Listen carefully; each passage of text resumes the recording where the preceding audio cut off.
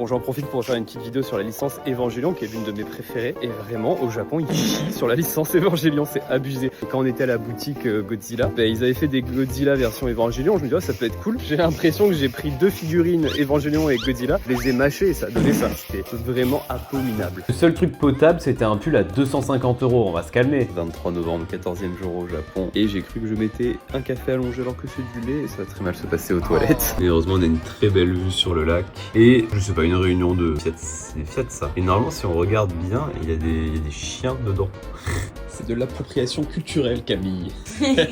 On n'avait pas vu, mais là, on a loué les vélos. Elle nous avait fait un petit mot sur la photocopie de la carte d'identité de ma copine. Trop mignon. Donc là, on est toujours au Mont Fuji et on s'est arrêté pour essayer de prendre un ticket pour le téléphérique. Le problème, c'est que là, on a 1 heure d'attente. On prend les billets de 1 à 1000 et on est 1275. Mont Fuji Coffee.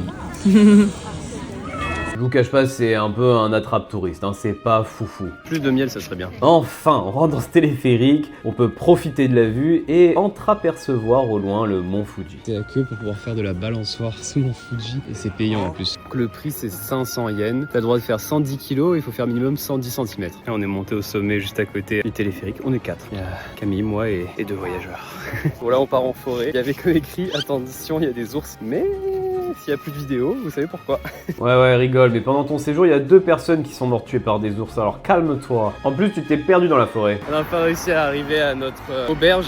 Donc là, on va essayer de trouver un endroit pour manger. On a 2 solutions. Soit on passe devant un truc sympa, soit on va à un bar qui fait de la bonne bière et fait des karaage. On aura mangé frites toute la journée. Alors ça, c'est une bonne bière. Ça, c'est du saumon fumé, c'était pas fou, c'était très dur sous la dent. Des frites, des karaage. Et la bière, je vous mets la rêve parce que franchement, elle vaut le coup d'être goûtée. Vous voyez, on comprend rien à ce qu'il y a écrit par contre quand on voit ce verre-là. On sait que c'est une bonne bière parce que c'est un verre à duvel. En vrai, triple carmélite ou à chouffe. Le chouffe, il est quand même plus large en haut. Le chouffe, En haut, il est plus large. il est plus large. Il est plus large. Puis le triple, il va être quand même un peu plus haut et très très large. Très bien miné, mais ça n'aide pas trop à sortir. Mais quel bon manga, regardez une belle vue. Cric classique de Belgique. T'as même le mot en français. Hein. Donc on est très déçus parce que j'ai demandé à ChatGPT combien de bières je vais boire par jour dans les 60 prochaines années pour pouvoir toutes les goûter. Bon, c'est pas faisable, hein. C'est vu l'image, tant pis. Contrairement à ce que vous pensez, je ne suis pas alcoolique, je suis éthano-curieux. Et c'est tout pour aujourd'hui, on se retrouve très vite pour le prochain épisode.